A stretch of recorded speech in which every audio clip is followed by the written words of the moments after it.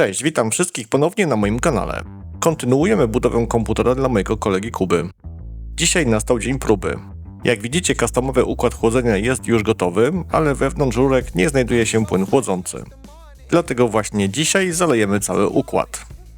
Wcześniej sprawdziłem szczelność metodą ciśnieniową, więc mam pewność, że wszystko jest dobrze zabezpieczone. Mimo to, aby było bezpiecznie, cały układ będę zalewał bez podłączonego zasilania do płyty głównej oraz pozostałych komponentów. Jak widzicie, do customowego układu Kuby wleję płyn firmy AlphaCool. Jest to gotowy, bezbarwny płyn chłodzący. Początkowo planowaliśmy zalać cały układ płynem z niebieskim pigmentem, jednak obawialiśmy się ewentualnych problemów oraz późniejszego czyszczenia całego układu. Dlatego, żeby nie ryzykować, zdecydowaliśmy się właśnie na ten płyn.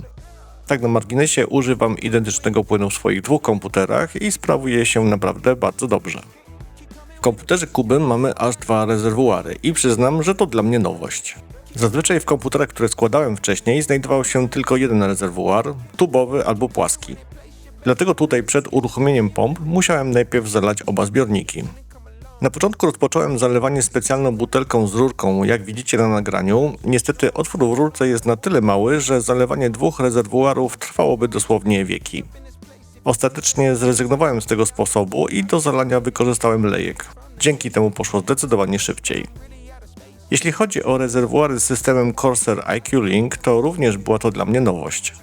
W standardowym rezerwuarze z pompą sytuacja jest prosta. Pompa zasilana jest przez złącze SATA i podczas zalewania układu wystarczy uruchomić sam zasilacz, do którego jest podpięta. Tutaj działa to podobnie, ale jednak trochę inaczej.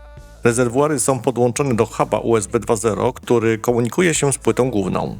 A dodatkowo cały system jest spięty z hubem Corsair IQ Link, dopiero ten hub jest podłączony bezpośrednio do zasilacza. Żeby wszystko poprawnie zadziałało, podczas zalewania tymczasowo odłączyłem przewód USB, którym rezerwuar był podłączony przez huba USB 2.0 do płyty głównej. Pozostawiłem jedynie przewód IQ Link podłączony do huba, który będzie zasilany zewnętrznym zasilaczem. Dodatkowo musimy pamiętać, że zasilacz posiada zabezpieczenie, które uniemożliwia jego uruchomienie, jeśli złącze ATX24 pin nie jest podłączone do płyty głównej.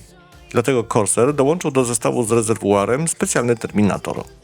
Po wpięciu go do złącza ATX24 pin zasilacza możemy bez problemu uruchomić zasilacz bez podłączania go do płyty głównej. Dzięki temu można bezpiecznie zalać oraz odpowietrzyć cały układ chłodzenia cieczą.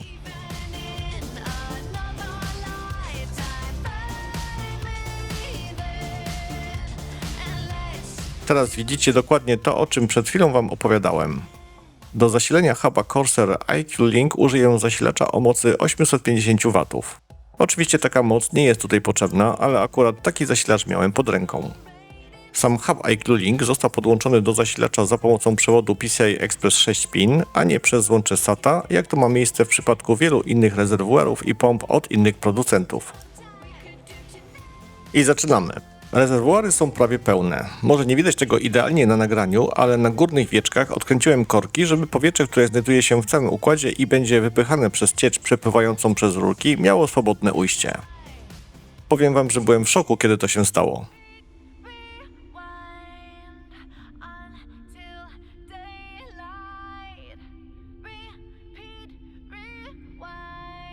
Pokażę Wam to teraz, ale w zwolnionym tempie. Teoretycznie wszystko było dobrze przemyślane. Wcześniej stosowałem już podobną metodę, ale wtedy korzystałem tylko z jednego rezerwuaru. Tutaj na nagraniu widać, że z pierwszego rezerwuaru płyn bardzo szybko zaczął ubywać, tak jakby ten dobrze widoczny na moim filmie rezerwuar nie nadążał z odbiorem cieczy. Dodatkowo wyjaśnię Wam, jak skonfigurowałem rezerwuary. Ten, który widzicie w całości na nagraniu, jest ustawiony na maksymalne obroty za pomocą przełącznika na obudowie, w tak zwanym trybie zalewania. Natomiast drugi rezerwuar, ten mniej widoczny, działa w trybie sterowania z poziomu huba Corsair IQ Link. Ale tutaj ważna rzecz, nie podłączyłem się jeszcze do aplikacji sterującej hubem Corsair IQ Link, więc tak naprawdę nie wiem, z jakimi dokładnie obrotami pracowała pompa w rezerwuarze, który jest mniej widoczny na nagraniu. Mam tutaj kilka teorii, dlaczego mogło się to stać. Na nagraniu widać też, że w lepiej widocznym rezerwuarze pojawia się bardzo dużo bąbelków powietrza, a następnie nagle zwiększa się objętość cieczy. To z kolei powoduje jej wyrzut przez górny otwór w wieku rezerwuaru.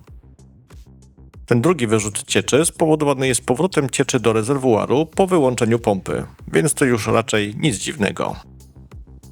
Tak czy inaczej dobrze, że całość nie była pod napięciem. Płyny chłodzące są zwykle dejonizowane i zawierają dodatki antykorozyjne oraz biobójcze. Na starcie taki nowy świeży płyn ma bardzo niską przewodność elektryczną, ale nie jest całkowicie nieprzewodzący i niestety z czasem ich przewodność rośnie.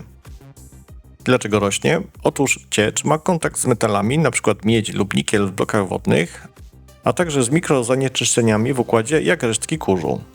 A dodatkowo występuje stopniowa degradacja dodatków chemicznych, które znajdują się w płynie chłodzącym. Po wyczyszczeniu rozlanego płynu rezerwuary zostały uzupełnione cieczą chłodzącą i zabezpieczone korkiem w górnym wieku, czego nie zrobiłem wcześniej. Możemy wrócić do procesu zalewania oraz odpowietrzania układu. Plan jest prosty. Po każdym wyłączeniu rezerwuaru będę na chwilę odkręcał korek, aby wypuścić powietrze wypchnięte z całego systemu. W ten sposób krok po kroku powinno udać się poprawnie zalać i odpowietrzyć cały układ chłodzenia. Jak widzicie na filmie, ponownie cały płyn został wypchnięty z pierwszego rezerwuaru. Zacząłem się zastanawiać, dlaczego tak się dzieje. Możliwe, że wpływ ma tutaj bliskie położenie obu rezerwuarów oraz fakt, że ciecz jest wtłaczana pod dość dużym ciśnieniem. W takiej sytuacji rezerwuar lepiej widoczny na nagraniu może nie nadążać z odbiorem płynu, ponieważ drugi zbiornik podaje ciecz zbyt intensywnie i zaburza równowagę przepływu w układzie. To oczywiście moja teoria, być może będziecie mieć swoje, jeśli tak, to napiszcie je w komentarzach.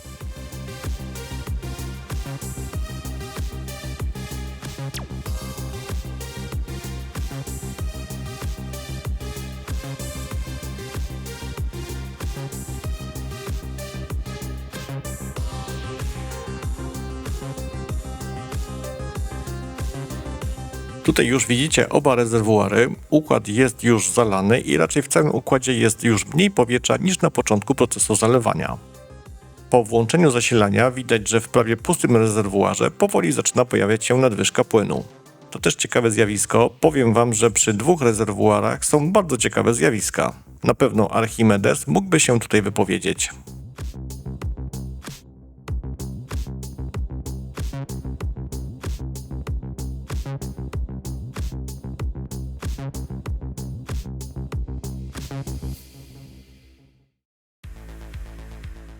Teraz pokażę wam, co dzieje się po odkręceniu korka w wieczku rezerwuaru.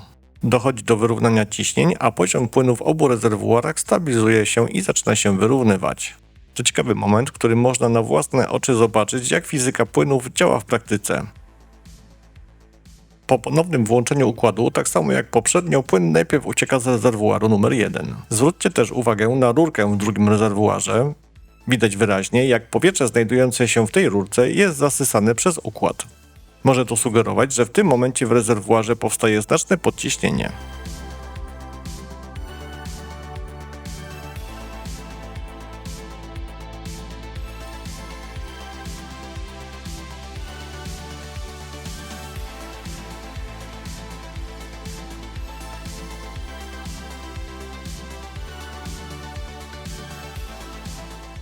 Po ponownym wyrównaniu ciśnień i zakręceniu korków w wieczkach rezerwuarów włączyłem zasilanie. Teraz widać już wyraźnie, że ciecz nie ucieka z rezerwuaru, a oba zbiorniki mają stabilny i wyrównany poziom płynu.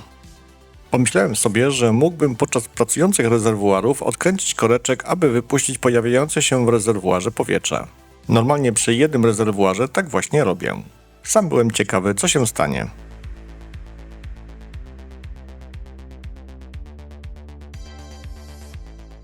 Wybrałem akurat ten rezerwuar i popatrzcie, co się stanie.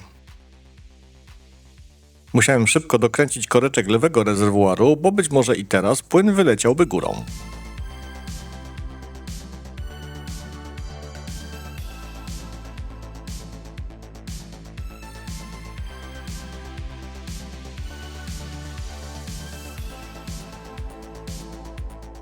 Po wyłączeniu zasilania i odkręceniu korka lewego i prawego rezerwuaru ciśnienie wraca do normy i płyn w rezerwuarach się wyrównuje.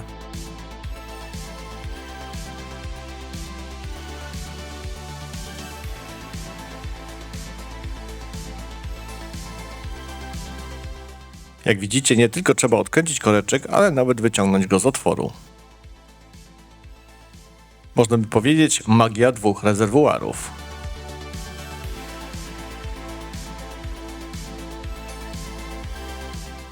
Tutaj widzicie kolejne włączenie zasilania i jak widać na początku wyglądało to tak jak poprzednio. Ale po chwili ciecz zaczęła w rezerwuarach się wyrównywać, więc chyba zaczyna to wyglądać już normalnie.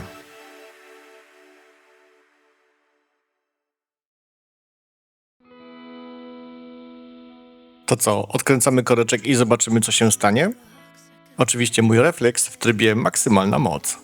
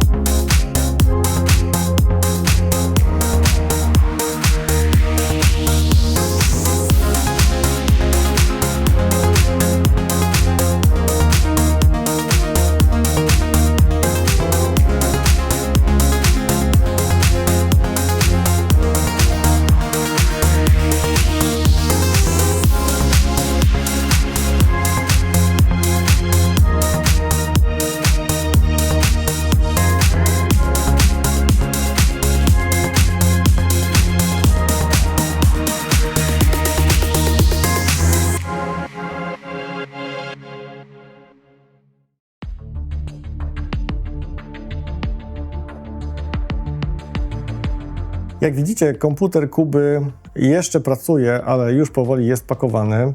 Dzisiaj Kuba przyjedzie po ten komputer do mnie.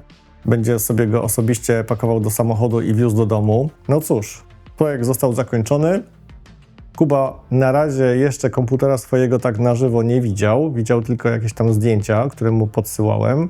Więc zobaczymy, jaka będzie jego reakcja. Mam nadzieję, że komputer tak na żywo mu się bardzo spodoba. W skrócie o tym projekcie, to części do tego komputera kupowałem już w tamtym roku, dokładnie pod koniec roku. Jeśli chodzi o pamięć, która jest zamontowana w tym komputerze, dokładnie 2 kości po 64 GB i to jeszcze RDIMM z korekcją błędów, to ceny tych pamięci są teraz astronomiczne, więc na pewno jeśli ten komputer byłby składany teraz, to budżet tego komputera byłby o wiele większy. Także mieliśmy trochę szczęścia z Kubą. Był to dość długi projekt, jeśli chodzi o mnie osobiście, ponieważ komputer składałem prawie 2 miesiące. Jak widzicie, obudowa jest bardzo duża, ma bardzo duży potencjał, jeśli chodzi o rozbudowę. Bardzo ciekawa konstrukcja. Nigdy nie miałem jeszcze obudowy firmy Corsair. Oprócz oczywiście obudowy, duży potencjał do rozbudowy ma też płyta główna, która posiada bardzo dużo slotów PCI Express o pełnej prędkości. Możemy tutaj zamontować kilka kart graficznych i oczywiście rozbudować cały custom. Mówiłem o tym Kubie. Zobaczymy, do czego Kuba będzie chciał wykorzystać ten komputer. Więc niestety dzisiejszy film jest moim ostatnim filmem, jeśli chodzi o budowę komputera dla Kuby. Mam nadzieję, że filmy, które umieszczałem na kanale, Wam się podobają. Już wkrótce na moim kanale pojawi się kolejna konfiguracja, kolejny komputer stacjonarny z customowym układem chłodzenia. Nie będzie to tak wypasiona propozycja jak ta, ale myślę, że będzie to też ciekawa propozycja dla wszystkich tych, którzy trochę grają, trochę pracują na komputerze. Więc do zobaczenia już wkrótce na moim kanale. Dziękuję jeszcze raz wszystkim za wszystkie lajki i subskrypcje, a także za pozostawione komentarze. Trzymajcie się i do zobaczenia. Cześć!